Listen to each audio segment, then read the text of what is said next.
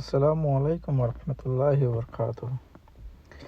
Oman প্রবাসী এবং দেশের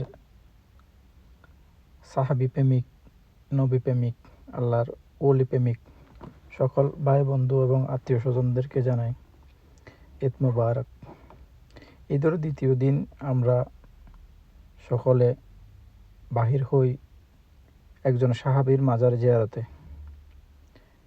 সাহাবী তিনি হলেন ওমানের সর্বপ্রথম মুসলিম রাসূল পাক সাল্লাল্লাহু আলাইহি সাল্লামের সাহাবী হযরত মাজিদ বিন কুদবা রহমতুল্লাহ আলাইহির মাজার জিয়ারতের উদ্দেশ্যে ওমান শহর থেকে আমরা বাহির হওয়ার পর যেতে থাকলাম ওনার মাজারে জিয়ারতের উদ্দেশ্যে। ওনার মাজারটা হলো ওমান মাস্কাট থেকে প্রায় ৭৭ কিলোমিটারের একটু ভিতরে ইসমাইল এরিয়ায়। তো আমরা যেতে যেতে ইসমাইল পৌঁছে গেলাম। ইসমাইলের ওনার মাজারে যাওয়ার রাস্তাটা হলো এটা। আমরা পৌঁছে গেলাম অলরেডি, ওখানে গাড়িটা রাখলাম আমার। ওখান থেকে অনেক লোক আসছে, ইন্ডিয়ানি, পাকিস্তানি, ওমানি, বিশেষ করে বাঙালি অনেক।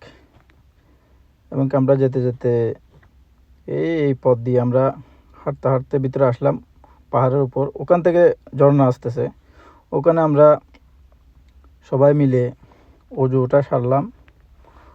অজু সারার পরে আমরা অজু শেষ হওয়ার পরে ধীরে ধীরে আমরা ভিতরের দিকে অগ্রসর হলাম। এই পথ দিয়ে হালকা হালকা আমরা হেঁটে হেঁটে যাচ্ছি। ওই দূরে দেখা যাচ্ছে যে ওটা হচ্ছে মাজার ওনার। আমরা আস্তে আস্তে গেলাম। ওখানে যাওয়ার পরে অনেক লোক ছিল জিয়ারতের উদ্দেশ্যে আসছে বিভিন্ন এরিয়া থেকে। আমরা গেলাম শহর এরিয়া থেকে, এবং বিশেষ করে প্রতিদিনই তাকে লোকজন আসে, এবং কি এটা একটু পর্যটক এরিয়া, সেই কারণে একটু বিশেষ করে লোকজন বেশি থাকে। এই আমরা মাজারের ভিতরে রওজা শরীফের দিকে ঢুকতেছি। এটা হচ্ছে ওনার রওজা মুবারক, আপনারা দেখতেছেন। আমি ভিতরে আসলাম, এবং এই সাইনবোর্ডে লেখা আছে উনি হযরত মাজিদ বিন কুদবা রহমতুল্লাহ আলাইহি। দেখতেছেন এটা পাকিস্তানি, আর পাশে যেটা আছে সানক্লাসপুরে উনি হচ্ছে ইন্ডিয়ানি। এবং কি